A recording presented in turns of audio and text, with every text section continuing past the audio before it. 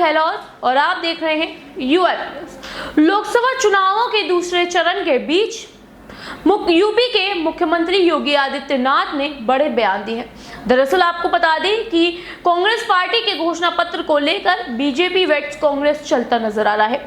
इस बीच बार बार कभी प्रधानमंत्री नरेंद्र मोदी बयान देते हैं तो कभी मुख्यमंत्री आदित्यनाथ सिंह भी बयान देते हुए नजर आते हैं। इस बीच देखा जाए तो इलेक्शन कमीशन ने भी अब दोनों की बयानों पे, धन पे और 144 धारा को लेकर कार्रवाई करने का निर्णय लिया है। उस पर कार्रवाई होगी कि आखिरकार उन नियमों का उल्लंघन किया गया है या नहीं। इस बीच आपको बता दें, उत्तर प्रदेश के मुख्यमंत्री योगी आदित्यनाथ ने बड़े बयान दिए हैं। उन्होंने कांग्रेस पार्टी के घोषणा पत्र को एक बार फिर से इस राजनीति में मुद्दा उठा दिया है। क्या कुछ कहते हुए नजर आए हैं मुख्यमंत्री योगी आदित्यनाथ, आइए चलिए दिखाते हैं। जो मुद्दे उठ रहे हैं, आपने देखा होगा पहले चरण के मतदान के पहले हम लोगों ने विकास, राष्ट्रीय सुरक्षा और गरीब कल्याणकारी योजनाओं को फोकस करते हुए अपनी बात को देश की जनता के सामने रखा। इसी दौरान कांग्रेस का घोषणा पत्र न्याय पत्र के रूप में आया। मुझे तो बड़ी हंसी आती है इनके घोषणा पत्र को देख करके। ये कांग्रेस का न्याय पत्र हो सकता है, लेकिन देश के लिए अन्याय पत्र है। भारत की एकता, अखंडता और संप्रभुता के लिए अन्याय पत्र है।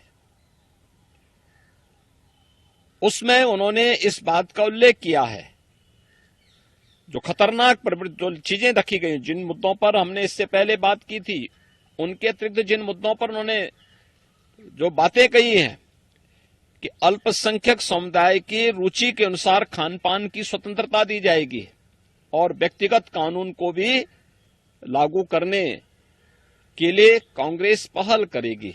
देखिए, दो चीजें आई हैं। एक, क्या अल्पसंख्यक समुदाय से जुड़े हुए लोगों का खान पान शेष अन्य समाज से इतर है क्या, और वह इतर कौन सा खान पान है जो उनकी पसंदीदा है लेकिन बहुसंख्यक समाज उसको पसंद नहीं करता है। तो मुझे लगता है बहुसंख्यक समाज, इस देश का हिंदू, गौमांस से पूरी तरह परहेज करता है और वह उसके लिए, मुझे लगता है कि गाय उसके लिए मां के समान है। और कांग्रेस आज मुसलमानों को ये छूट देने का कुत्सित प्रयास कर रही है कि यानी इसका मतलब वह गौकसी करने की छूट देगी। यह कोई भी भारतीय स्वीकार नहीं करेगा। एक जो व्यक्तिगत खान पान की बात कांग्रेस ने कही है, ये इंडी गठबंधन का जो घोषणा पत्र कांग्रेस के द्वारा निकाला गया है, हम पूछना चाहते हैं गठबंधन से जुड़े हुए अन्य दलों से, क्या वे भी कांग्रेस की इस मंशा से के साथ हैं क्या? और हैं तो उनका मौन इस बात को साबित करता है कि वे इसके साथ में हैं। नहीं है तो उनको अपनी सफाई देशवासियों के सामने देनी चाहिए। दूसरी बात, व्यक्तिगत कानून की, 3 तलाक की कुप्रथा को मोदी जी के नेतृत्व में भारतीय जनता पार्टी की सरकार ने हमेशा के लिए समाप्त किया। क्या कांग्रेस व्यक्तिगत कानून लागू करके सरिया कानून देश के अंदर लागू करना चाहती है क्या? देश में तालिबानी व्यवस्था लागू करना चाहती है क्या?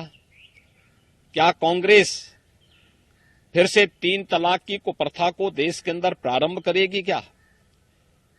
यानी कांग्रेस का यह घोषणा पत्र देश के खिलाफ एक अन्याय पत्र है, देश के साथ एक धोखा है और इससे पूरे देशवासियों को सतर्क होना चाहिए कि अभी सत्ता से कोसों दूर हैं, लेकिन देश के लिए और देश की जनता के प्रति इनका क्या रवैया है, ये यूपीए गवर्नमेंट के दौरान भी हम देख चुके हैं और आज जब सत्ता से कोसों दूर हैं तब भी वे लोग उसी मंशा के साथ कार्य कर रहे हैं।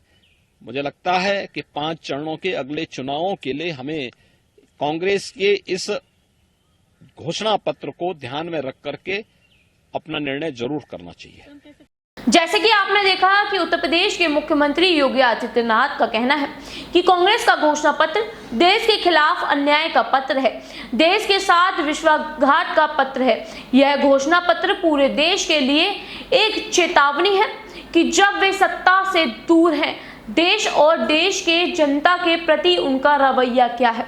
यह हमने यूपीए सरकार के दौरान भी देखा है और आज जब ये सत्ता से दूर हैं तब भी वे उसकी मानसिकता के साथ काम कर रहे हैं।